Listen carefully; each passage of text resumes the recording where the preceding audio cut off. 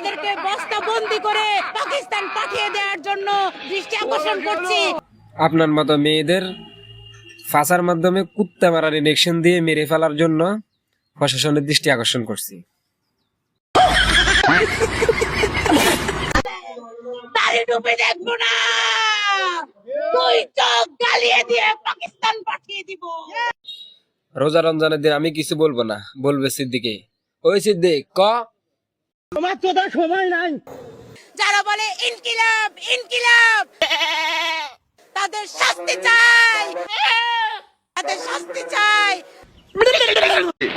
এই বুঝছি, তোমার মরণের চুলকানি উঠছে, মলম লাগাই দিবনি, মলম। আরে ডিপজল ভাই, মরণের চুলকানি না, অন্য চুলকানি উঠছে, অন্য চুলকানি। শহীদানের